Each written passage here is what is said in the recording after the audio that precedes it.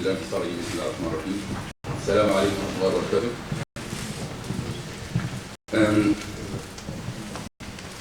So much for the technical lessons to be learned from the financial crisis. I'm taking you now to the moral dimension. This is very important. And actually my task has been made much easier for me, just by my colleagues who touched on the reasons that cause the global financial crisis. And also, in particular, Brother Dr. Ahmed Habib, he spoke about lessons from the global financial crisis for the Islamic foundation, for the Islamic financial industry. Because most people tend to talk about lessons from the Islamic experience. Orientation.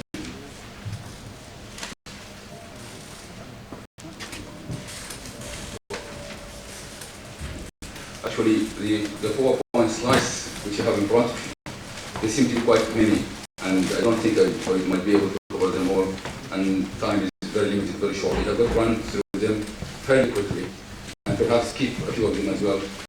As you can see from the title, the main theme of this presentation is, first, we are going to draw lessons from global financial crisis for the Islamic financial industry, and the second theme is to show how the new environment that we are looking forward should be focusing more on social housing schemes rather than the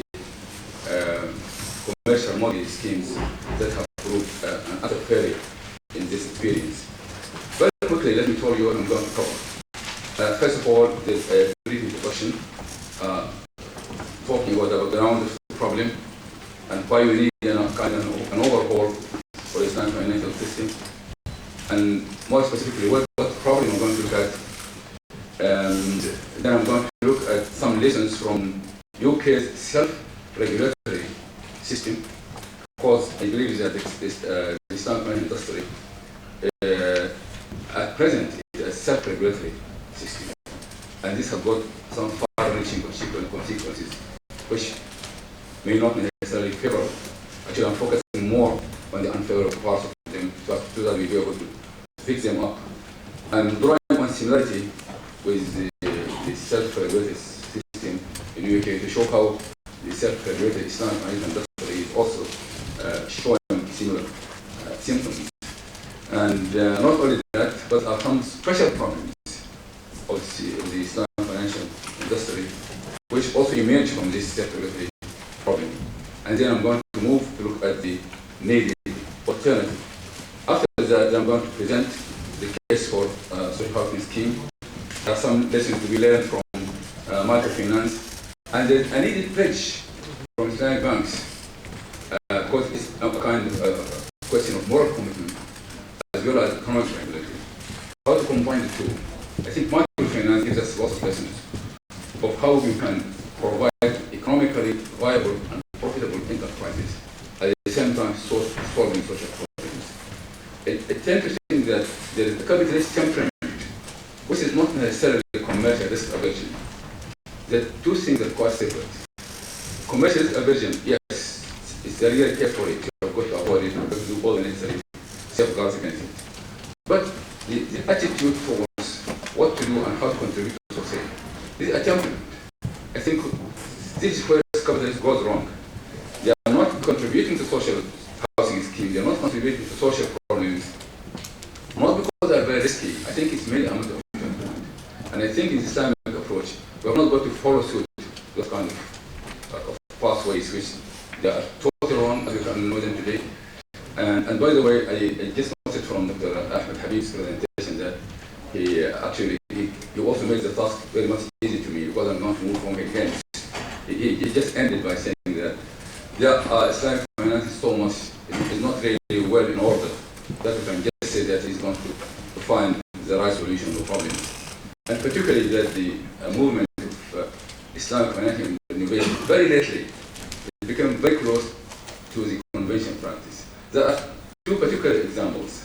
One of them is the tawarruk. I think the chapter talked about tawarruk. Tawarruk is just a way of trying to find a cover-up for giving cash for cash with some minimal Sharia compliance. And of course, if you go to a store, they are already indoors with the financial capacity, with the conventional financial experience. The other one, which I think is even more serious, because I was working just a year ago with some companies called Smart in London, and they were very much happy with that innovation. They call it the plugging innovation, where you do a Sharia compliant investment and then you plug it into a conventional hedge funding scheme. So it brings about all the desirable results of fund hedging.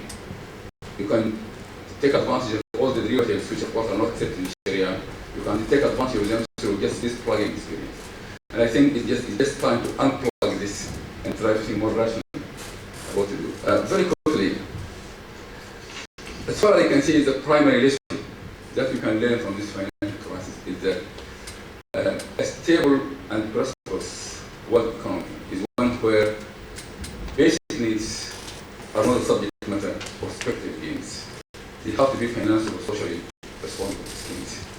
And the case in point, of course, is the US subprime mortgage financing experience, which stands as an icon of socially responsible public finance for the future. I don't think that anybody can defend that experience anyway. That huge amounts of taxpayer money that have been poured into the system, they are still failing to extinguish the global fire that was sparked through such irresponsible behavior.